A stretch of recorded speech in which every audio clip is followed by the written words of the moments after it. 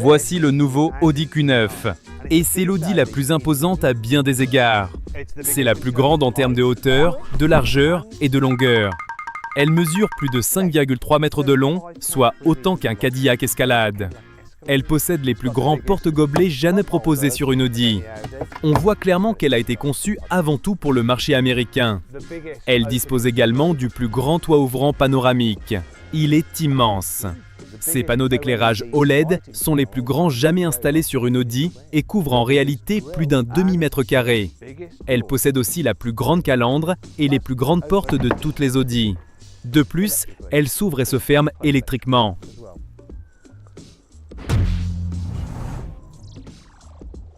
Le Q9 est un véhicule qui ne passe pas inaperçu. Il a été conçu pour avoir l'air coûteux. C'est pourquoi les panneaux à l'arrière sont entièrement lisses, contrairement à ceux du Q7 où ils présentent des reliefs. C'est plus coûteux à fabriquer. Il en va de même pour le logo Audi, qui est davantage intégré à fleur du haillon que sur le Q7. Mais l'élément le plus remarquable, c'est celui-ci. Regardez, pour la première fois sur une Audi, nous avons un éclairage LED incurvé.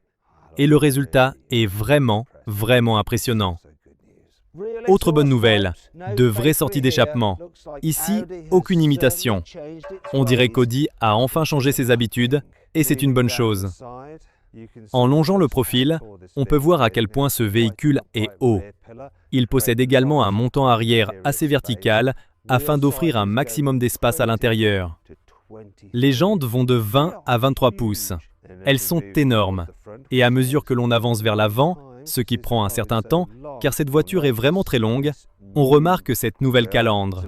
Comme vous pouvez le voir, elle est éclairée par des LED spéciales qui diffusent une lumière uniforme sur toute sa surface, ce qui est une exigence réglementaire. Vous avez probablement aussi remarqué le logo Audi illuminé. Aux États-Unis, c'est parfaitement légal.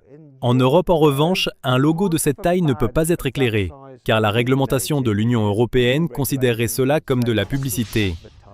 Cependant, si vous n'aimez pas cette calandre, parce que vous vous dites « Attendez une minute, elle ressemble un peu trop à une calandre de Mercedes AMG, et moi, je suis fan d'Audi », vous préférerez peut-être le SQ9, au look plus sportif.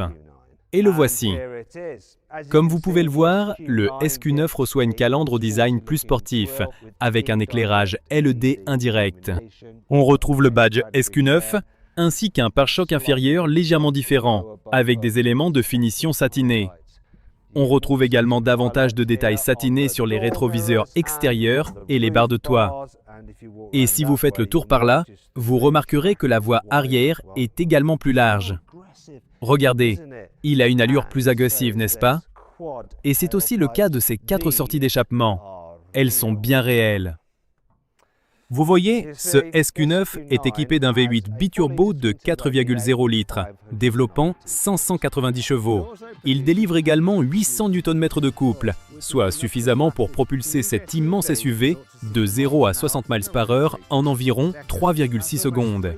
C'est presque 3/4 de seconde plus rapide que le Range Rover SV le plus performant que vous puissiez actuellement acheter.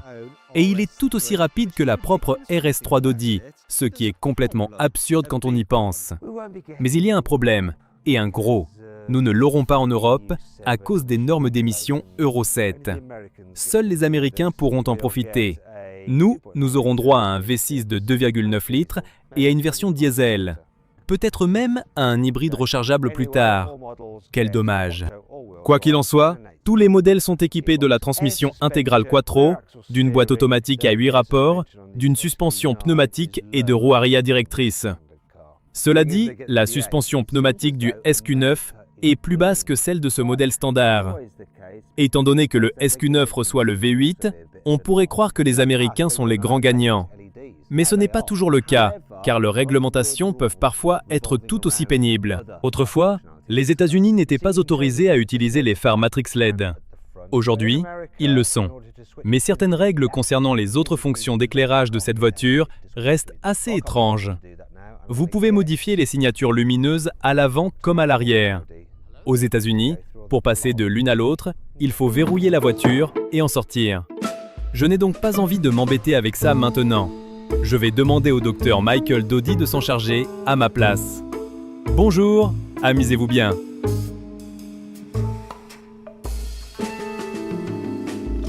désolé de vous avoir fait faire tout ça, Michael. Bref, regardez ceci. Un capteur de proximité est installé à l'arrière.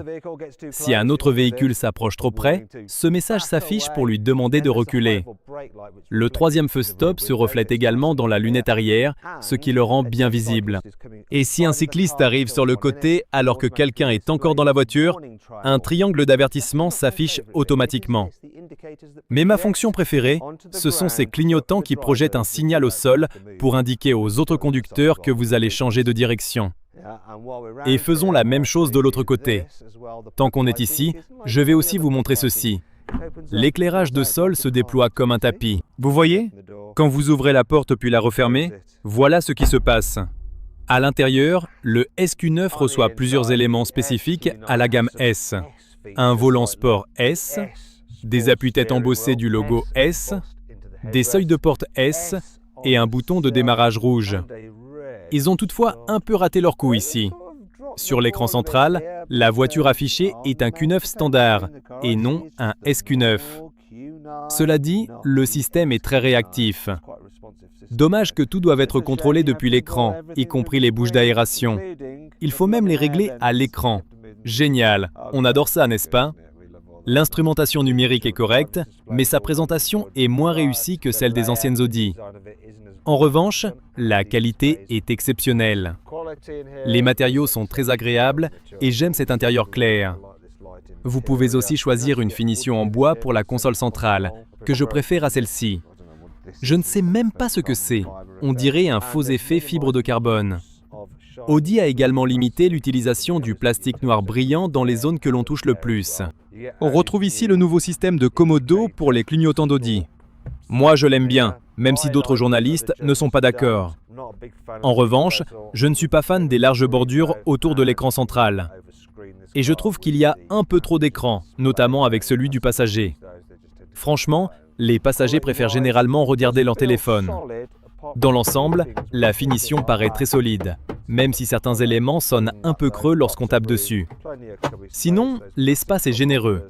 De nombreux rangements, d'immenses porte-gobelets, un espace de rangement sous la console, un chargeur sans fil, de grands bacs de porte et une vaste boîte à gants, bien amortie et doublée de feutre.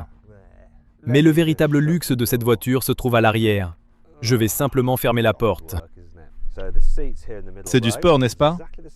Les sièges de la deuxième rangée sont exactement les mêmes qu'à l'avant. Mais ici, vous avez ces accoudoirs qui sont vraiment très agréables. Bien sûr, les sièges peuvent avancer, reculer et s'incliner. C'est très confortable, avec énormément d'espace et de grandes surfaces vitrées. Vous avez aussi des stores si vous ne voulez pas trop regarder dehors, ou si vous ne voulez pas que les autres regardent à l'intérieur.